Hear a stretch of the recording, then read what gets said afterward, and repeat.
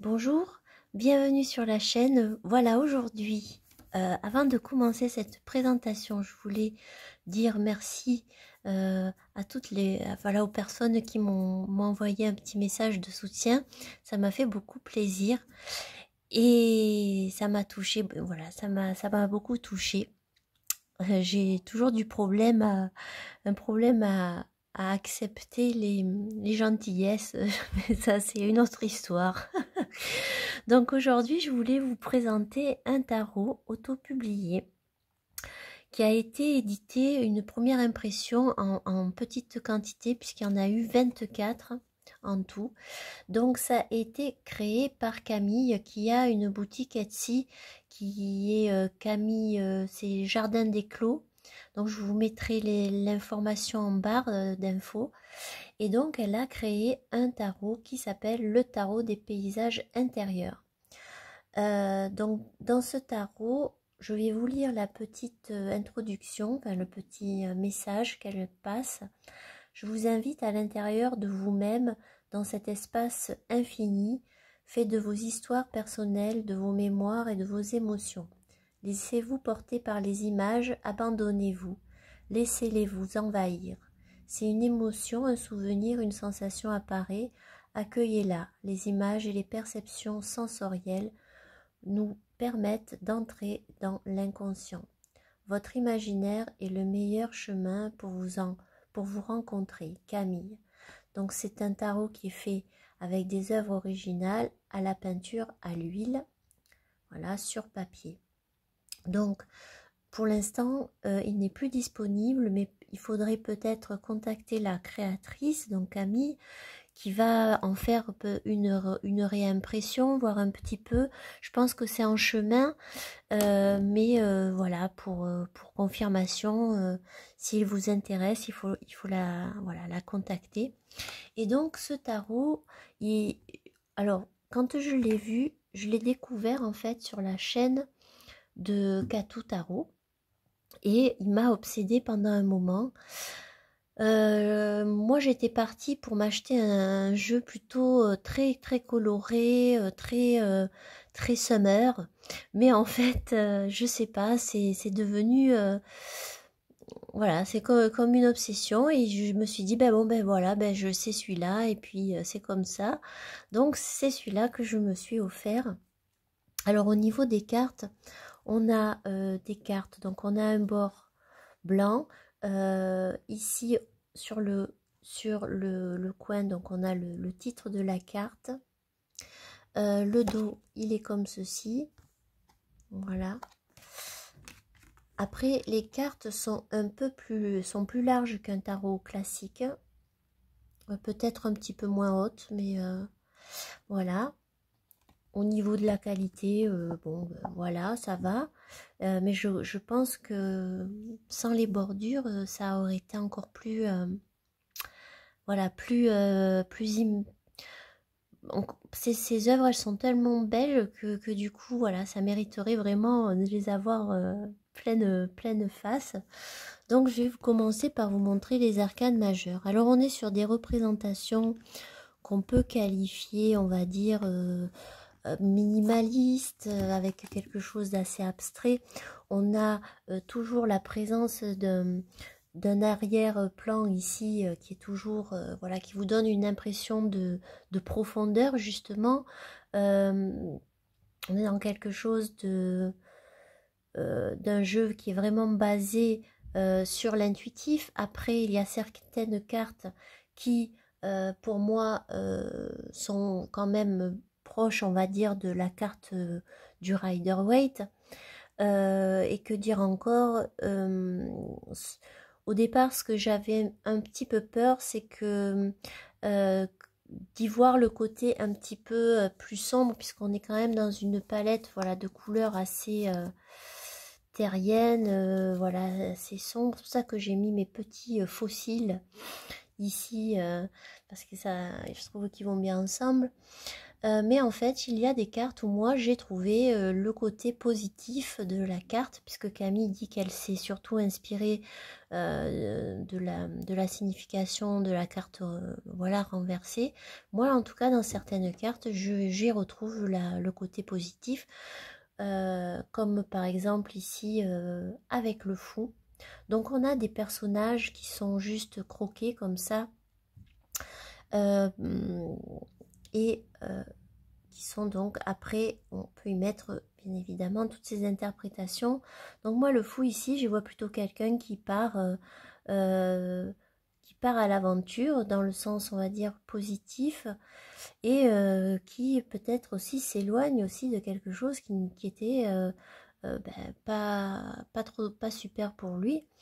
Donc pour moi, ça, c'est voilà, une carte positive. Donc le fou. Ensuite, le magicien. Donc on est comme ça dans quelque chose de... Moi je sais pas, ça me fait penser un peu à l'Écosse. Voilà, je sais pas pourquoi, mais j'ai ça qui me vient des paysages un peu comme ça au bord des falaises. Donc le magicien ici. Donc on retrouve les 4 éléments en bas. Le cercle c'est pour les deniers. On a juste un trait c'est les bâtons, la coupe et une épée comme ça pour les épées. Donc là on a un personnage ici et moi j'ai vraiment cette impression qu'il est en train justement de construire quelque chose. Il y a quelque chose qui se met en place et qu'il a tous les éléments à portée de main justement pour les réaliser. Ensuite, la grande prêtresse. Donc là, c'est pareil. Moi, j'y vois un personnage ici dans le cadre. Alors, soit je vois un personnage qui se prosterne comme si elle était reliée à quelque chose de plus subtil. Et en même temps, j'ai l'impression de voir un visage ici qui est plutôt obscur, qui serait, on va dire, connecté avec le côté mystérieux, le côté... voilà. Donc après, c'est chacun qui peut y voir ce qu'il a envie. C'est ça qui est très intéressant. Le fait aussi qu'il y ait ce cadre ici. Voilà. Hein. Bon. Après, nous avons l'impératrice. Donc là, pareil, on a un corps plutôt voluptueux. Alors, on ne sait pas trop si cette impératrice, elle est en train de naître ou peut-être en train de créer, de se créer elle-même. Voilà. Alors, l'empereur. Alors, on a une numérotation comme dans le Marseille. Et ça va suivre le Marseille au niveau de la... Enfin, voilà, pas par rapport à force, justice, etc. Donc ici, avec l'empereur, on a un personnage que je vois, moi, comme sur un trône. Mais il a une position un petit peu allongée, hein. Donc, moi, dans mon interprétation, j'y vois quelqu'un qui fait partie intégrante de la structure, avec ce côté peut-être structuré et carré de l'empereur. Le hiérophante, donc là, voilà, j'y vois 2 personnages qui sont comme dans un espace-temps qui est représenté par les deux traits ici, et qui discutent, qui apprennent. Il y en a un qui apprend peut-être et l'autre qui écoute. En tout cas, je l'aperçois comme ça. Ensuite, les amoureux. Donc je vois un personnage, je retrouve un petit peu le côté du rider. Alors je crois que c'est avec l'ange. Ici on a les éclairs, on a quelque chose de quand même plus solaire, on va dire au niveau des couleurs, un peu plus orangé, jaune. Et un personnage avec son bâton. Alors le personnage et le bâton, moi je l'identifie un peu comme justement la notion plus de choix dans l'amoureux, de faire des choix, mais en même temps on a cette ombre au-dessous et une partie de lui-même, ça peut être aussi à essayer de se connecter ou se déconnecter En tout cas, voilà, j'y vois plutôt quelque chose lié avec le choix. Le chariot. Alors là, on a comme une tête de cheval. On a une tête de cheval. On a ce personnage avec la couronne, comme dans le chariot. Donc on a la monture ici. On a comme un cercle et des masques. Alors ça, j'aime bien. Parce que quelque part dans le chariot, il y a ce côté-là, c'est-à-dire qu'on a envie aussi d'aller voilà, de l'avant, mais il y a le côté social qui est vachement important, donc le côté masque aussi qu'on peut tout à fait voir enfin que moi en tout cas je vois dans cette illustration. Il y a un mélange aussi d'éléments, parce qu'on a du bleu qui peut faire penser aux émotions, avec le rouge qui peut symboliser le côté passion, mais aussi le côté matériel. Il y a comme une avancée, en tout cas moi je le vois comme ça. Je le vois comme ça. Ensuite, la justice. Alors, c'est une justice particulière. C'est comme si on avait ici, alors moi c'est comme ça que je le vois, un personnage et qui n'a pas de visage, et à la place il a voilà, comme voilà, quelque chose de blanc pour montrer peut-être une justice vraiment impartiale voilà, dans sa façon de fonctionner, où il n'y a pas de lien avec le côté émotionnel, mais plus voilà, avec ce qui est de l'ordre, voilà, ce qui est du côté de la loi, pas la loi, etc. J'y vois quand même une justice ici peut-être plus un peu plus côté sombre, parce que pour moi ce côté rouge me fait penser un petit peu à une épée, cette épée là, qui est souvent représentée dans la carte de la justice, cette épée qui aurait servi, et voilà, et un petit peu de sang tout autour. Enfin, il y a une notion de combat mais froid, voilà, un petit peu. La carte de l'ermite, qui est une carte qui m'a beaucoup plu aussi. Personnage solitaire dans un lieu un peu volcanique. Pour moi, c'est comme ça que je le vois, avec une énergie qui sort de son cœur, une solitude aussi. La roue de fortune.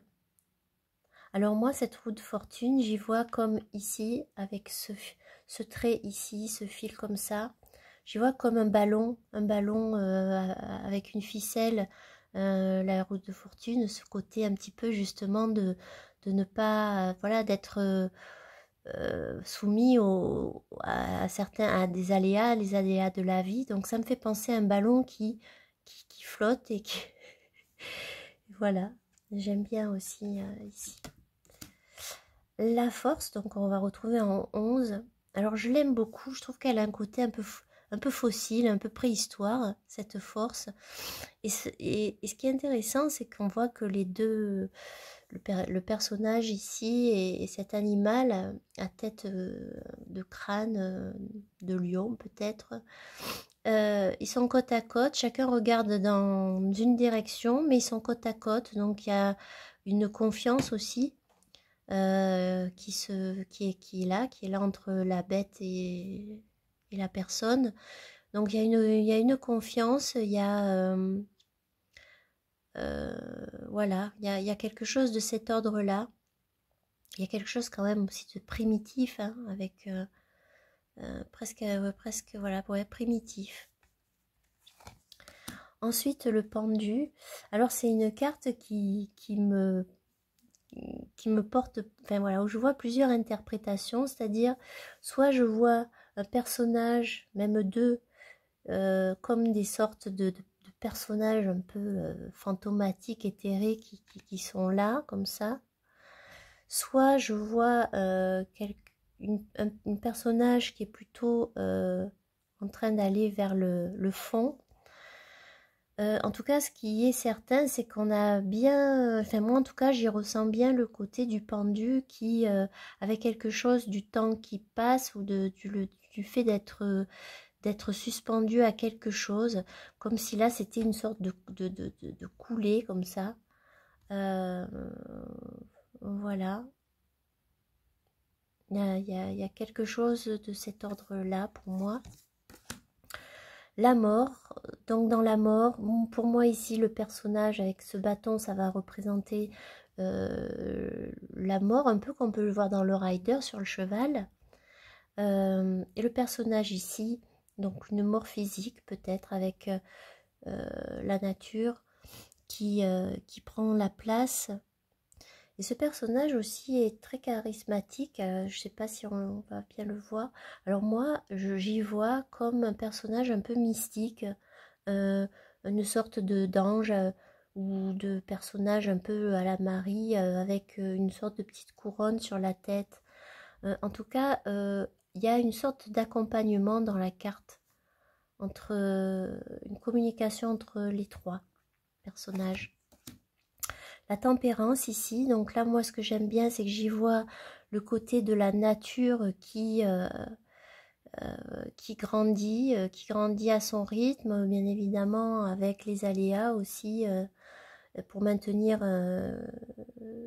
sa croissance, son équilibre.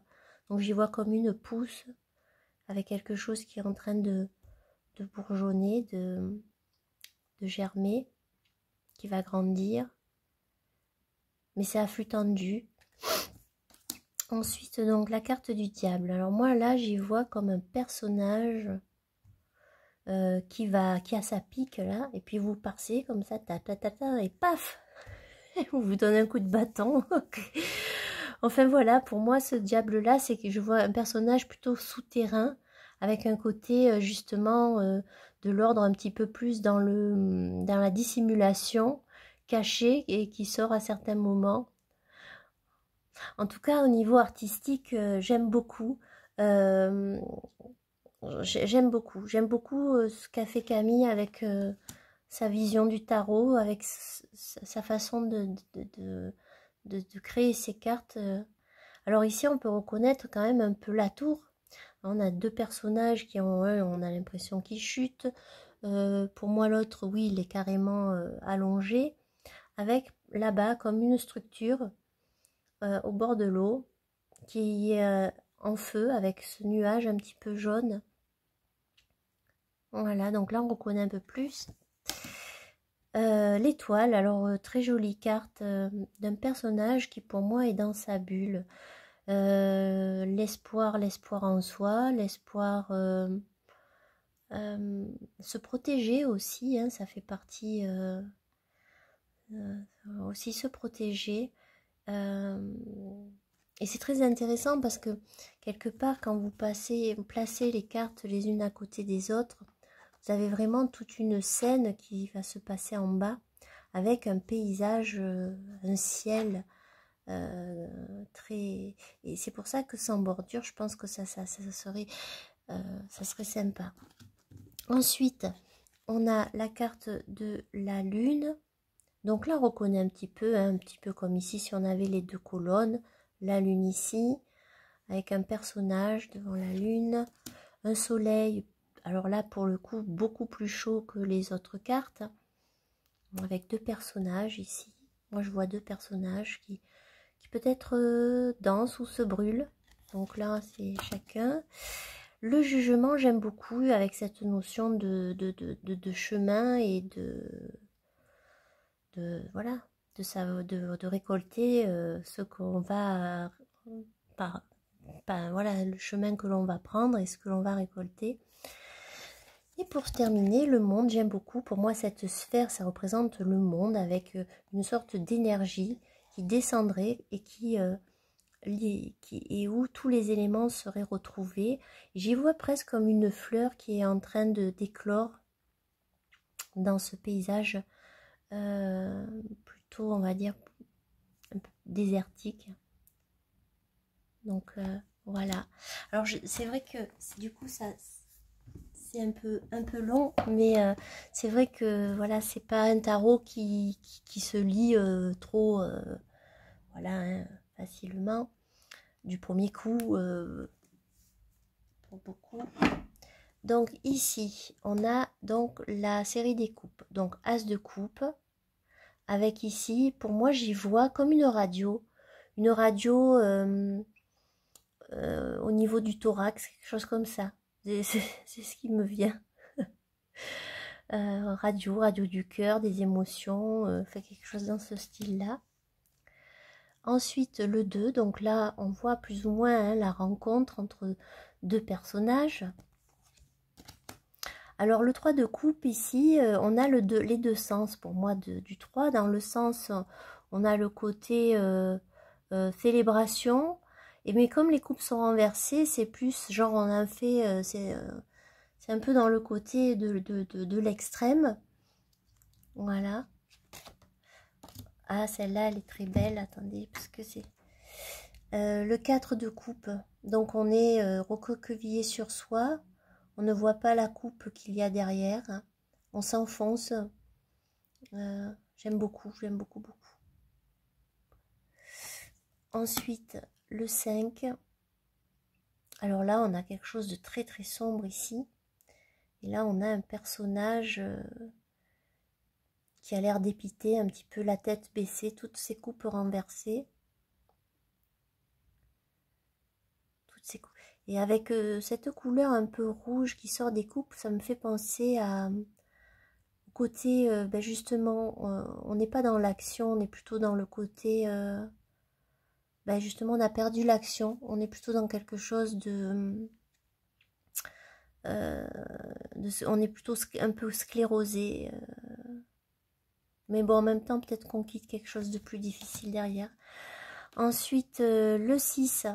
Donc là, le 6 qui doit représenter un petit peu le côté nostalgie, enfance, etc. Là, on a quelque chose avec beaucoup d'eau. Beaucoup d'eau, avec des coupes ici. Et moi, presque j'y vois ici, là, un petit... je sais pas, un petit dinosaure, vous voyez. En tout cas, voilà, une grande étendue d'eau. Le 7, donc là, on a ce côté de... il faut que je patiente, en fait, les choses, elles sont pas terminées. Puis on voit qu'il y a quelque chose qui le retient encore, peut-être. Le 8, donc là, on est hein, sur une interprétation où on voit le personnage qui part vers là et qui laisse les coupes derrière. Donc, on reconnaît. Le 9 de coupe, abondance, avec un personnage qui est voilà, qui loue la terre, l'eau, ce que vous voulez, qui a une sorte d'abondance, parce que là, moi, j'y vois même des fleurs. Voilà, quelqu'un qui remercie aussi de ce qu'il a. Le 10 de coupe. Donc moi, j'y vois un personnage qui danse, mais genre un personnage qui serait habillé en ballerine ou en papillon, enfin un truc un petit peu survolté, tu vois pourquoi, avec les coupes. Donc après, on a le valet, avec une position un petit peu enfantine, qui est là, hein, avec la jambe en l'air, qui lève sa coupe. Le cavalier de coupe, qui lui a les deux pieds sur terre et qui a donc sa coupe, qui vous présente sa coupe. La reine qui est dans l'eau, donc très dans l'émotionnel. Et le roi qui lui carrément, je sais pas s'il s'enfonce ou s'il sort de ce côté émotionnel, je sais pas. À voir. Ensuite on passe aux épées, parce que c'est l'as d'épée, donc plutôt, moi j'y vois un peu des ailes ici, vous voyez, comme les oiseaux. Et justement, donc on retrouve ici l'épée, on reconnaît assez bien l'as d'épée. Le 2 d'épée. Donc là aussi, je trouve qu'on reconnaît, hein, on a les deux épées, on a un personnage qui est un peu en position incertaine. On peut se demander si son visage est masqué ou pas. J'adore ce tarot. Alors là, le 3 d'épée. Un personnage seul qui tourne en rond. Alors ce qui est intéressant, moi je trouve, moi ce que j'aime, c'est que on a deux épées qui sont dirigées vers lui. Et une épée qui comme ça vers l'extérieur. Ça me donnait à réfléchir. Je me suis dit, On a des éléments de l'extérieur qui viennent nous causer, on va dire, de la peine, voilà, hein, un deuil, une rupture, enfin, plein de différentes choses. Hein. Et d'un autre côté, ici, on a cette épée dirigée comme, voilà, peut-être aussi ça peut symboliser, parce que des fois on a tendance voilà, hein, à s'auto-saborder, à s'infliger des douleurs qu'on est les seuls à s'infliger en fait. Hein. Donc il y a ce côté-là qui me vient ici dans ce 3 d'épée. Le 4, donc là on voit un personnage plutôt allongé au repos. Il y a beaucoup à dire en fait. Hein. Alors c'est pour ça. Je sais plus. 5 d'épée. Voilà. Personnage aussi. Hein. Solitaire ici. Le 6. Donc moi j'y retrouve bien le fait de voir deux personnages qui vont vers un ailleurs. Le 7. Assez classique, hein, qu'on reconnaît. Hein, parce qu'on a un personnage ici qui a les deux épées plantées dans le dos. Vraiment, c'est un très beau jeu. J'espère que Camille va en rééditer. Et parce que j'aime beaucoup. C'est vraiment... Ça ressemble à aucun tarot qu'on voit. Et je l'aime beaucoup celui-là. Le 8 d'épée. Vous voyez, là c'est pareil. On a des épées vers le sens du personnage. Des épées qui remontent. Donc il y a ce côté mouvement dans les épées, le mental qui tourne. Le 9, j'aime beaucoup la carte du 9 d'épée. Je trouve qu'on ressent bien le côté cauchemardesque. Moi déjà, le rouge, ça me fait un peu penser à ça. On a ici un pilier avec des épées. Un personnage qui aurait presque un côté un peu monstre avec des cornes. Je sais pas. En tout cas, on a cette vision. Moi, je vois le côté peur, le côté cauchemar. Je le vois dans cette carte. Le 10 d'épée, un personnage presque qui est en train de... La noirceur ici, en fusion, ici, il y a quelque chose qui est dans la flamme presque. Le valet d'épée, donc là, personnage qui tient sa tête à la main, son épée dans l'autre. Là aussi, un petit peu, on a ici le cavalier d'épée avec la tête de cheval ici. Avec la présence, moi je le trouve très beau. La reine d'épée. Moi ce qu'il y a dans cette reine d'épée, c'est que j'y vois le côté de la femme, de la reine qui a vécu, qui a pris des coups. Voilà, qui s'est battue, je sais pas, comme une guerrière qui se serait battue et qui reviendrait de la guerre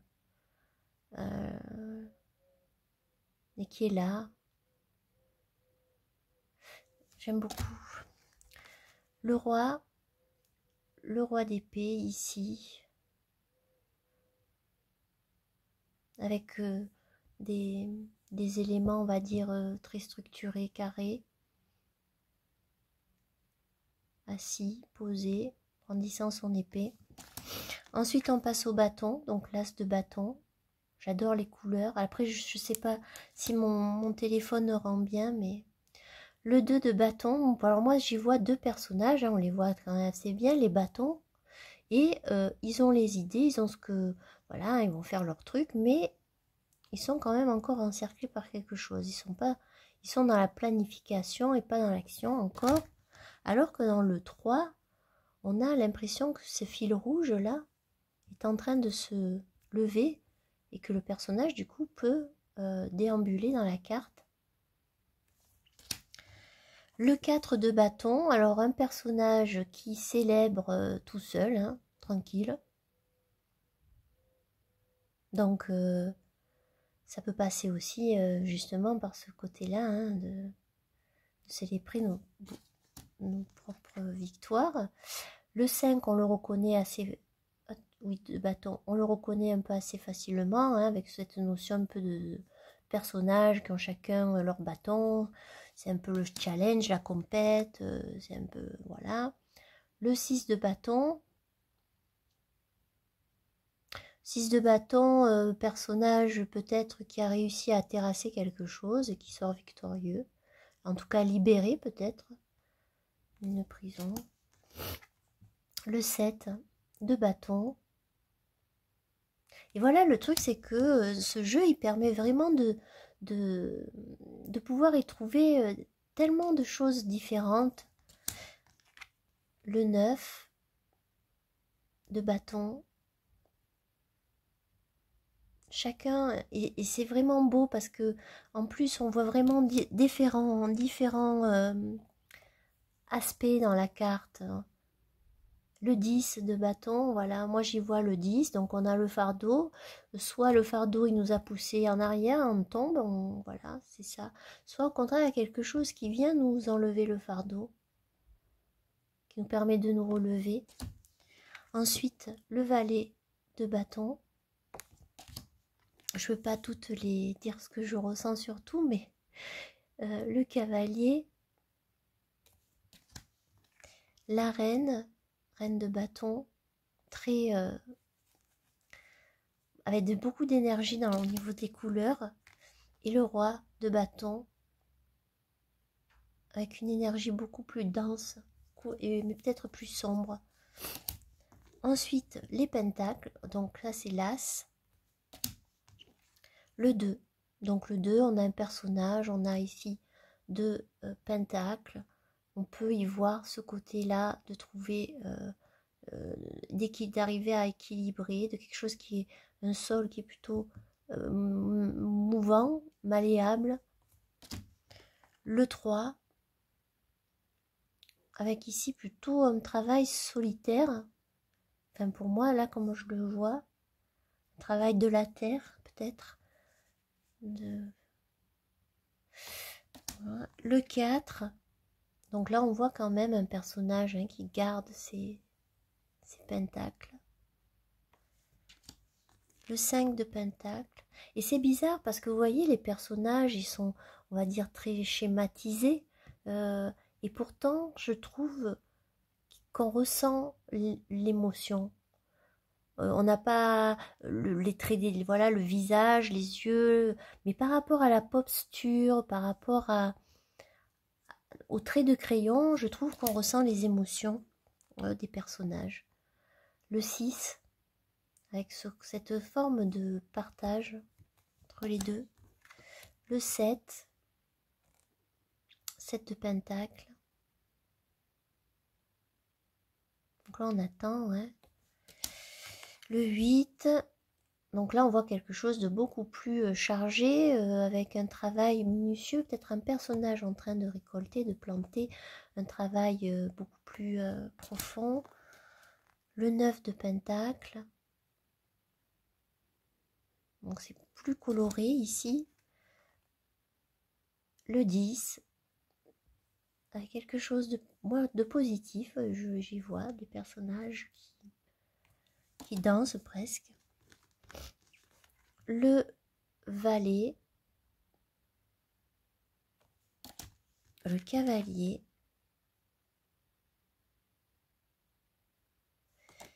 et la reine et le roi.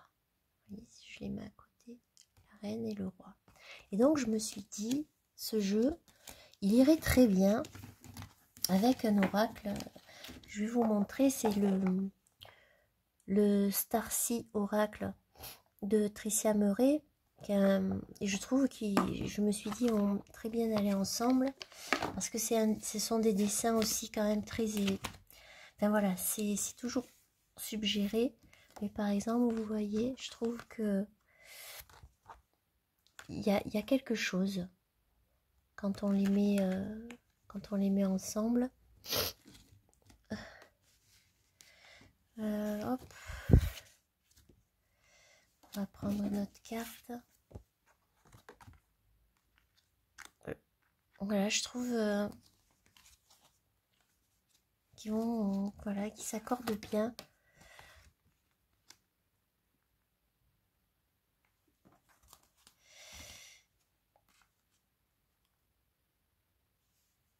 Voilà. Bah écoutez, j'espère que cette présentation vous a plu. En tout cas, voilà, c'est pour moi un jeu coup de cœur. Je pense même que si Camille réimprime son jeu avec un peu de changement, que ce soit, voilà, je pense que je la soutiendrai encore, parce que voilà, je trouve que ça mérite d'être un jeu connu et, euh, et reconnu. Mais je pense qu'il l'est déjà. Mais en tout cas, voilà, je suis très très contente d'avoir ce tarot dans ma collection. Et je pense faire... alors, c'est vrai qu'il est plutôt un peu sombre, mais moi, je pense que c'est un jeu que j'utiliserai vraiment... c'est vrai qu'on peut faire beaucoup de choses avec. Alors, je vais tenter quelques expériences. Voilà, je vous dirai. En tout cas, je vous remercie d'avoir suivi ma vidéo et puis je vous dis à bientôt. Au revoir.